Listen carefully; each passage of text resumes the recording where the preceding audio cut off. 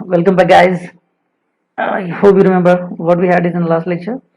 In last lecture, we had this classification of amplifier. We have classified amplifiers in class A, class B, class AB, and class C type of amplifiers. Now, let me check actual difference. Check it out. Just observe that Q point position. See, this is load line of class A. This is load line for class B. This is load line for class C, and this is load line for class AB. Everywhere, right, you just need to concentrate on that Q point. Where is the Q point exactly? See, in class A, Q point is exactly at the center. In class B, Q point is not at the center, it is on x-axis. And in class C, Q point is not even at the center or not at the x-axis.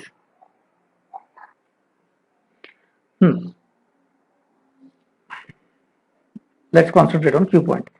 In class A, Q point is exactly at the center. In class B, Q point is not at the center, it is exactly on x-axis. And in class C, it is not on x-axis, it is not at the center. Look at this, it is below x-axis, this point. And in class AB, Q point is in between center and the x-axis. So depending on the position of Q point, we have categorized these four amplifiers, that is class A, B, C and AB. And already we know what is the importance of that Q point. Right. So Q point decides the shape of the output signal. For example, see if in class A, right, this is a class A general example. We know voltage amplifiers, we put Q point exactly at the center. So as Q point is at the center, see if input cycle, see input signal is increasing. Yes, output signal, that is input voltage if I am talking about, if input voltage increases, output voltage decreases. Right? So full swing of cycle is available here. Look at this, full swing. This is complete cycle. Yes, complete cycle is available. This is second half cycle, that is negative, and this is also available here. In case of current, yes, it is full swing of current is available. In class A, we know that. In class B, look at this. Class B, Q point is not at the center. Q point is at the x-axis. So if it is at the x-axis, then if input half cycle comes, yes, first half cycle is amplified, no problem. What about second half cycle? Okay. So if Q point is not at the center, if it is exactly on x-axis, then if Q point is at the x-axis, only one cycle can be amplified at a time.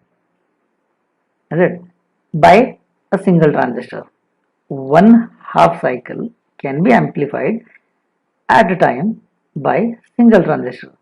It means to amplify one complete cycle, that is positive half cycle as well as negative half cycle, what I need? I need two transistors.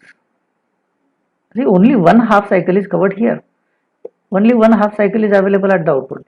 But here in class A amplifier, look at this, positive, negative, two half cycles of input signal, yes, positive, negative, two half cycles of current, two half cycles of voltage are available.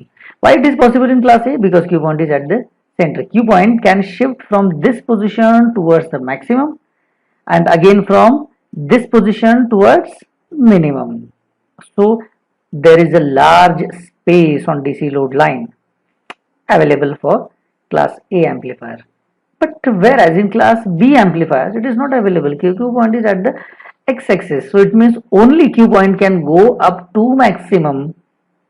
But what about minimum? Here there is no space at the minimum.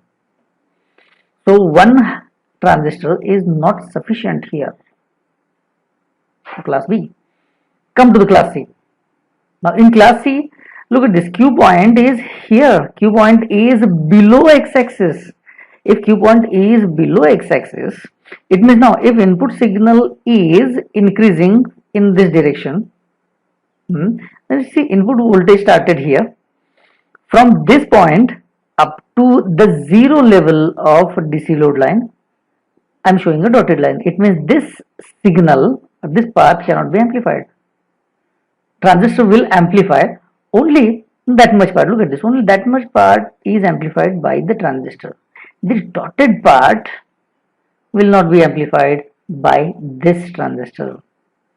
It means obviously to amplify this part, again I have to use another transistor. It means for class C type of amplifier, I need to have two transistors.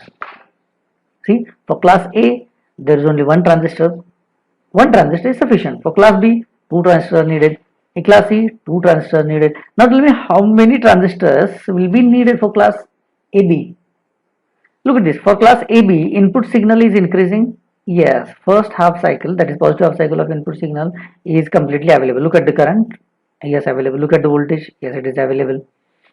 What about negative half cycle? Negative half cycle is clipping at the input side. It is not sufficient. The position, the distance, the placement of Q point is insufficient to amplify negative half cycle. Look at this. Here I am showing a dotted line. It is clipping off. Current gets clipped off, voltage gets clipped off. It means that part, to amplify this dotted part, again I will need another transistor. It means in class AB also I need to have two transistors.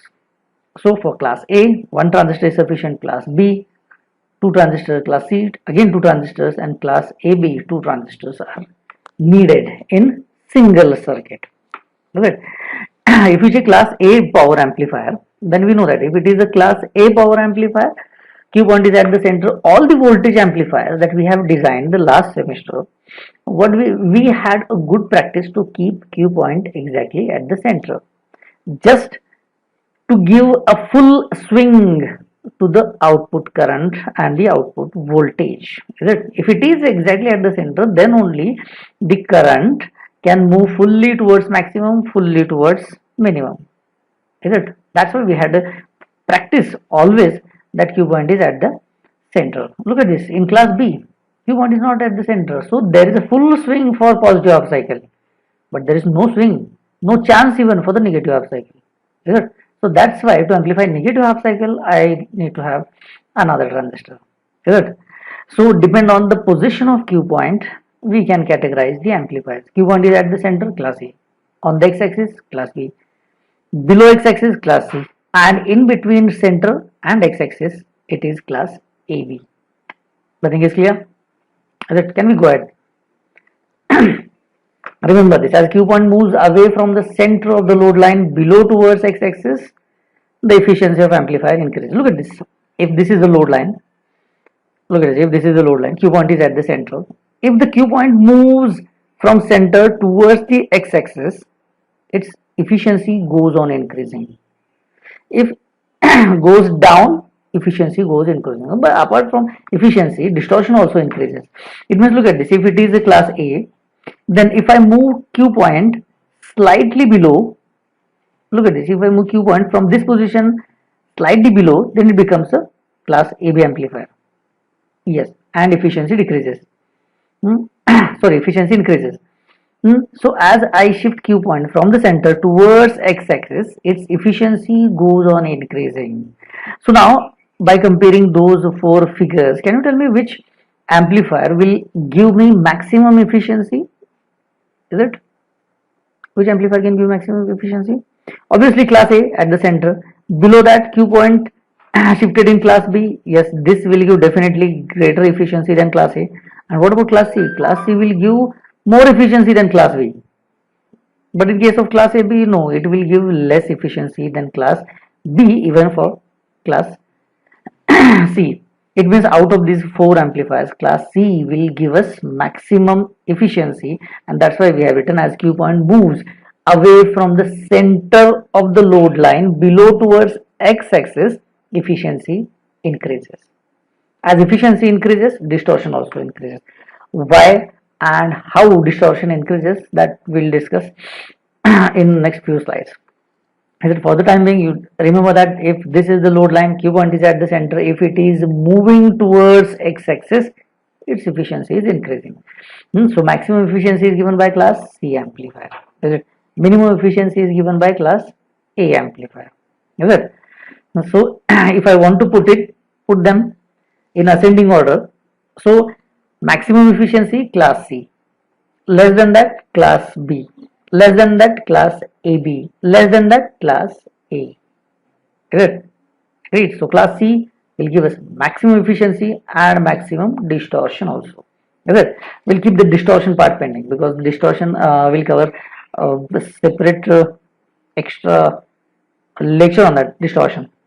Good. For the time being, let's start with class A power amplifier. Class A power amplifier, it has two types: class A direct coupled amplifier and class A transformer coupled amplifier. Is it? Now, first start with class A direct coupled amplifier. Class A direct coupled amplifier. Now, see, if it is a class A direct coupled amplifier, then I have connected one collector resistor. I have connected RB instead of R1 and R2. You are free to connect R1 and R2. Is it? No need to connect RB only. Is it? Because this is a simple RC coupled voltage amplifier circuit diagram that we had in last semester. Is it? So we'll come on that after some